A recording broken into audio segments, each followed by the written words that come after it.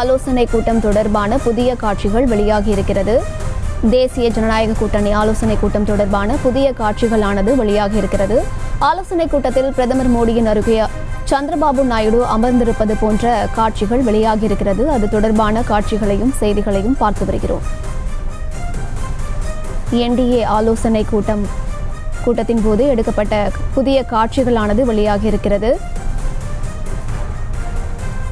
NDA ஆலோசனை கூட்டம் தொடர்பான புதிய காட்சிகளானது வெளியாகியிருக்கிறது. ஆலோசனை கூட்டத்தில் பிரதமர் மோடியின் அருகே சந்திரபாபு நாயுடு அமர்ந்திருப்பது போன்ற காட்சிகள் வெளியாகியிருக்கிறது.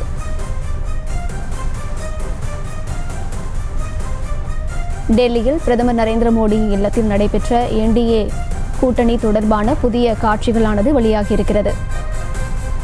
மேலும் விவரங்களை கொடுப்பதற்காக களத்தில் நம்முடைய செய்தியாளர் ராஜேஷ் இருக்கிறார். பேசலாம்.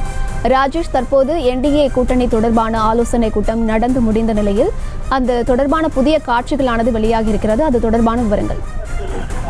அம்ருத், என்டிஏ அதாவது தேசிய ஜனநாயக கூட்டணி கட்சியினுடைய தலைவர்கள் பங்கேற்ற அந்த ஆலோசனை கூட்டமானது டெல்லியில் இருக்கக்கூடிய பிரதமர் நரேந்திர மோடி அவர்களுடைய இல்லத்தில் நடைபெற்றது.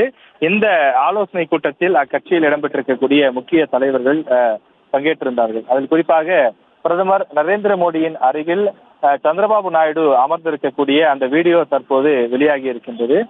வழக்கமாக பிரதமர் நரேந்திர மோடி அவர்கள் அருகில் எந்த கூட்டணி கட்சியை சார்ந்தவர்கள் பலமாக இருக்கின்றார்களோ அவர்களை அருகிலே அமர்த்திக் கொள்வது, அவர் அருகில் நிற்பது வழக்கம்.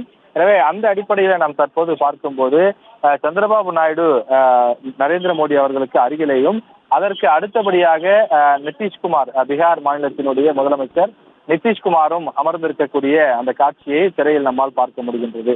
அதாவது கூட்டணி கட்சியினர் அவர்கள் பெற்றிருக்கக்கூடிய பிரதிநிதித்துவம் அடிப்படையிலே, அவர்கள் பெற்றிருக்கக்கூடிய எம்பிக்கள் எண்ணிக்கை அடிப்படையிலே அவர்கள் அமர்ந்திருப்பதையே இது உணர்த்துகின்றது. அதாவது பாஜகவினுடைய கூட்டணியிலே 8க்கும் மேற்பட்ட கட்சிகள் இருக்கக்கூடிய நிலையில் அதில் இருக்கக்கூடிய முக்கியமான கட்சியாக தெலுங்கு தேசம் கட்சி 16 எம்பிக்கள் பெற்றிருக்கின்றது. எனவே அவர்களுடைய ஆதரவு என்பது ஒரு மிக முக்கியமான ஒன்றாக பார்க்கப்படுகின்றது. அவர் பிரதமருக்கு மிக அருகில் அமர்ந்திருக்கக்கூடிய அந்த காட்சியை பார்க்க முடிகின்றது. அதற்கு அடுத்ததாக 12 எம்பிக்கள் வைத்திருக்கக்கூடிய பீகார் மாநிலத்தினுடைய முதலமைச்சர் நிதிஷ்குமார், அவருக்கு அடுத்ததாக அமர்ந்திருக்கக்கூடிய காட்சியும் இருக்கின்றது.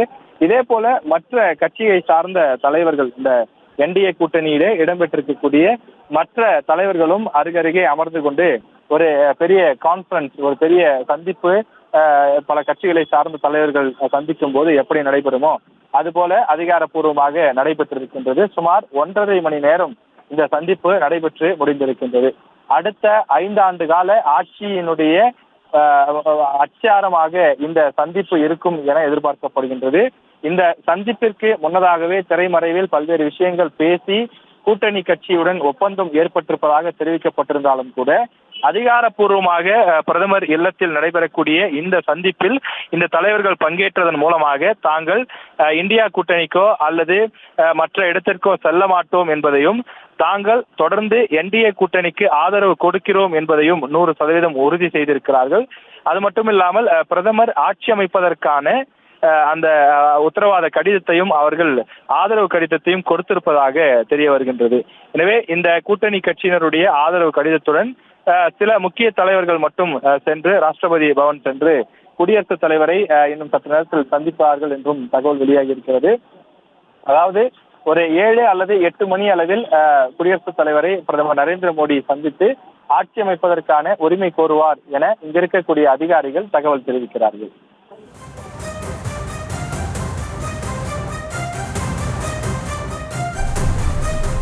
தற்போதைய விவரங்களுக்கு நன்றி ராஜேஷ். செய்திகளை உடனுக்குடனும் துல்லியமாகவும் தெரிந்து கொள்ள சப்ஸ்கிரைப் பண்ணுங்க.